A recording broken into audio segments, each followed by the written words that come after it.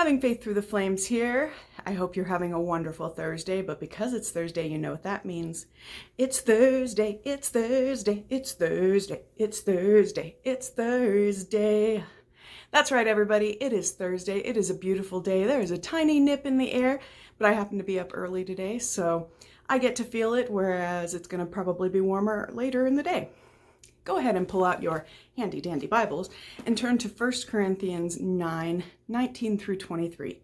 I know that's a lot of verses, but they all kind of go together and hit right on a point that I wanted to talk about today. So let's go ahead and read 1 Corinthians 9:19 through 23. And this is Paul. I don't know how many of you guys know about who wrote Corinthians, but this is Paul saying this. For though I am free from all, I have made myself a servant to all, that I might win more of them. To the Jews I became a Jew, in order to win Jews.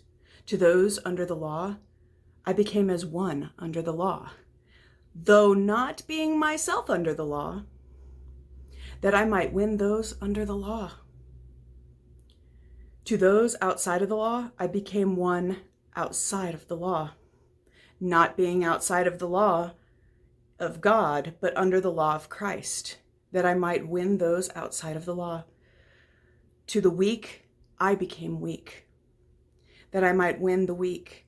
I've become all things to all people, that by all means I might save some. I do it all for the sake of the gospel, that I might share with them in its blessings. Paul really hit a good note here with me, because I struggle when I talk to people. Evangelism is not easy, but meeting people where they're at is easy. So if people are under the law, I must come under the law in order to talk to them. If people are in the world, do I go into the world? Yeah, I go into the world. I do not become of the world, but I go into the world to talk to them. This is something that has come up over and over again in today's culture. There's a lot of opposition. The opposition has become greater and greater and greater until there's distinct, well, I'm not going to do that, and I'm not going to talk to those people because that's against what I believe. Or the other way around, I'm not going to talk to those people because they're bigots, because they hate me. That's not what Paul's talking about here. Remember what I said in my last video. God wants to save everybody. And in order to do that, he's going to send out people to talk about him. You cannot be afraid. God will protect you. Now, do I want you to go out and just start spouting off the first thing that comes to mind and then they come back at you? No, no, no. I want you to pray. I want you to pray over it so that you know exactly where you should go and exactly who God has for you to meet. Evangelism is nowadays very, very, very scary because we've all become very closed in. We've all become very set in our ways, set in our homes, set in our singleness. And going out to people who do not believe the same way we do is scary, especially with the way the world is, where if you don't believe the same way they do, they judge you or they think you're judging them, which is not the case, you guys. Paul said he doesn't want to become of the people, but he wants to come with the people. He's becoming a slave so that he may talk to slaves. People who are under the law, he becomes under the law, though he does not follow that law anymore because he is saved through Christ. So I'm reading the Bible study, and there was an area in here that we talked about. Oddly enough, not in Corinthians. It was actually in Acts that we talked about it, but I'd like to read it to you. It's on page 59 of the Bible study, and it says, in his teaching he uses a lot of Gentile jargon, and this is Paul again, and cultural examples in order for them to understand what he's talking about. Modern day evangelism could take a note on that one. It's incredibly important to meet people where they are at, to be able to understand instead of just preaching from a place of perfection.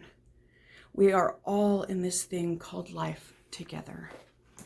So what I'm trying to get at here is When you talk to people about Christ, or when you're living your life and showing them Christ through your actions, you have to meet them where they're at. If, say, somebody is very into video games, this is a weird example, but some people are into video games. So instead of saying, put down the video games, let me talk to you about Christ, why not jump on with them and play video games with them and talk to them about Christ? Or if somebody is out doing something like shopping and spending a bunch of money because all of their friends has all these things and they want all the same things as their friends because they've just become so jealous and they've coveted their friends' things so that they're spending all their money on those things. Instead of judging them and saying, you shouldn't covet other people's stuff, try going shopping with them, and as you walk around together, talk about Christ.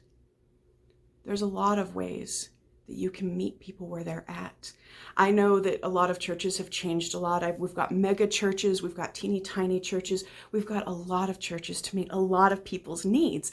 And I love that there are so many options for people with churches because they can go to each church and find the one that suits them. There is no right way. There is no, this is better than this, or this isn't right and this is. It's, which one do you feel God talking to you in? Now, just because he doesn't talk to you in one church, but he does in another, doesn't make that other church bad. It just isn't the right place for you. God has a place for all of us. God has us on a path and a trajectory.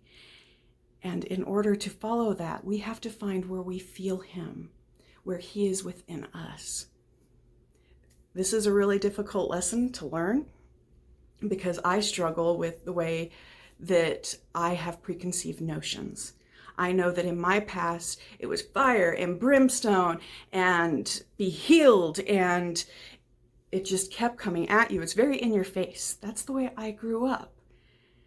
But that may not be right for everybody. You may like a very quiet pastor who teaches straight from the word for word, and doesn't deviate at all. I personally like a pastor who relates it to real life, who takes real life circumstances and real life stories and relates it to the Bible, because for me, that helps me see how the Bible is usable today. But that may not be for you. It takes all kinds in this world, you guys. So don't be afraid to go where you are needed, because God will be there with you. If he has called you to it, he will bring you to it. So if he has called you to Christianity, he will bring you to Christianity.